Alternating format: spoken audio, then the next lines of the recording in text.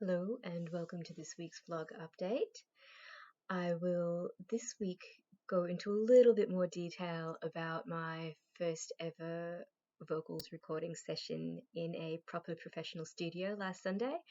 I did put a little 97-second snippet up of me enthusing whilst at the studio just for posterity, but I didn't go into a whole lot of detail. So I'll talk a little bit about that this time around.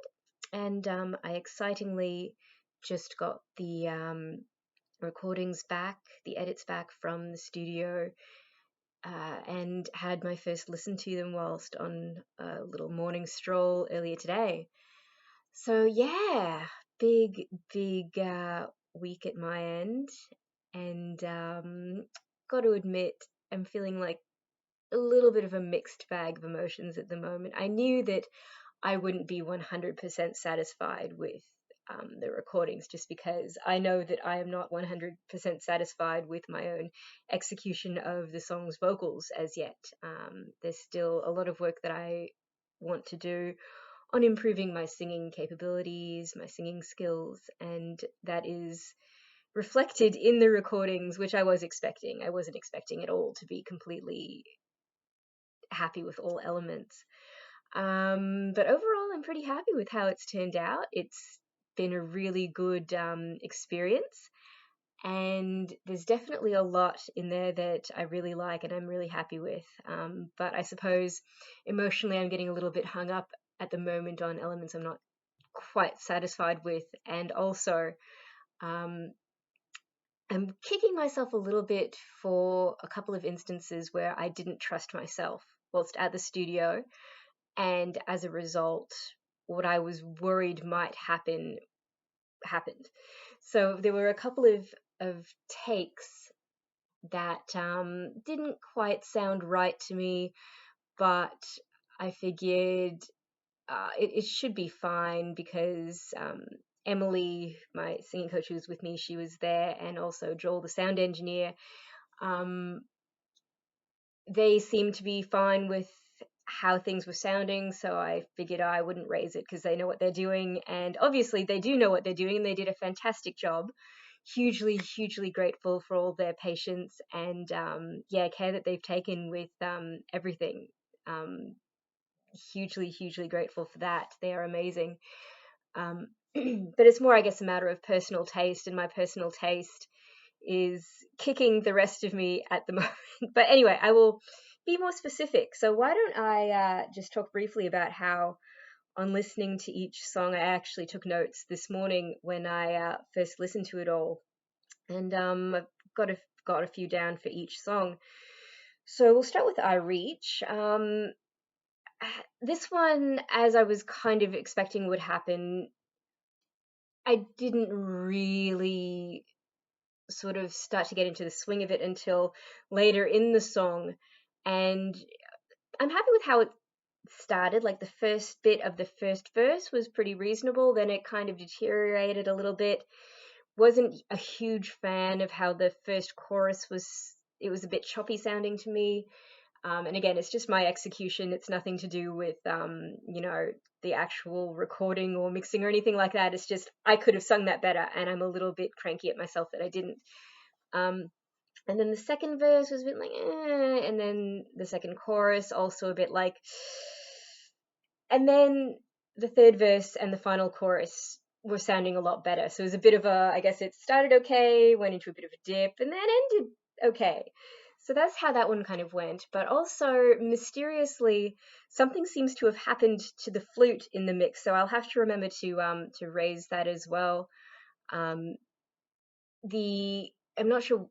Maybe it's because it got shifted in the sound field a bit, and now to me the flute is sounding a little bit kind of reedy, kind of maybe tinny, a bit like a kazoo. So it's kind of lost some of its ringing clarity, like its sort of bell-like qualities, I guess, in the revised mix somehow. So I'm gonna have to bring that one up.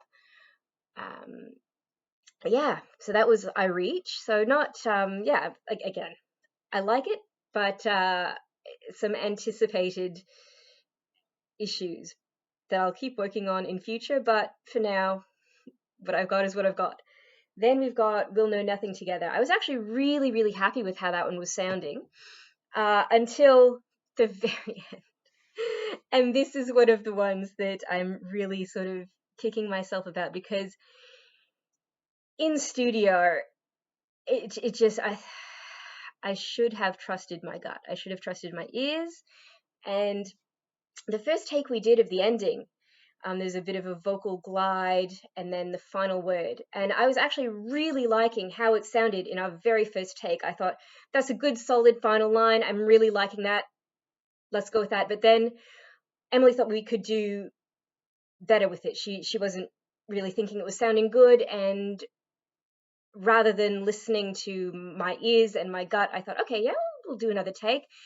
And so that first version that we had recorded got overwritten, and then overwritten again, and then overwritten again, and each time it was progressively sounding worse to me. And like, rather than, sounding better with each retake, I was just being like, no, oh no, that sounds even worse. Oh no, this is even worse than the last one.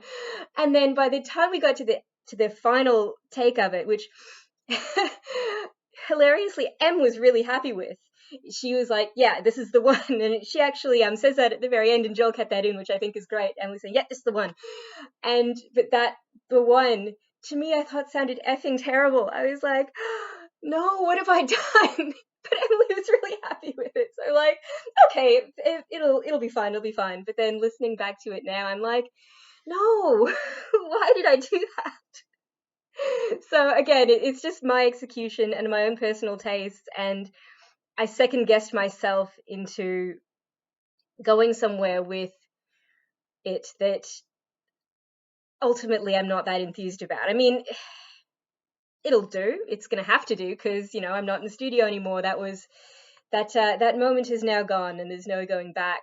That original take of that line, it's been overwritten half a dozen times, and is a week removed from the present moment. So what I've got is what I've got. And at least at the end of that, Emily is saying that she's happy with it. And Joel kept that in, which I think is beautiful. So that redeems it a little bit for me. But yeah, I'm really disappointed in myself about that. But other than that, I'm really happy with the rest of the song. So yay! And then that brings us to Savouring Today, which is another, I guess, mixed bag. There's definitely bits in there that I liked, but then there's some really, to me, bits that I should have asked to redo, to do punch-ins. So that's the term I've learned for it, is punch-ins. So where you basically retake a bit and slot it into the track. And there are a handful of points in Savouring Today where I really should have asked to do that, because again, it was another case of me hearing it being played back in the studio and not really being very happy with it, but nobody was raising concerns. So I figured, maybe I'm just being too picky. Maybe I don't know what I'm talking about, or, doing or hearing. And so I just let it slide. And then listening to it this morning, I was like, why did I do that?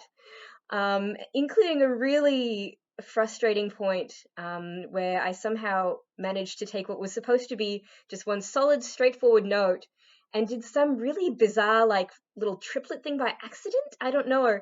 And Joel tried to save it in the mix. I can hear it, like, just trying to be saved, but to me it's so obvious, and I'm like, oh, why didn't I ask to redo that bit?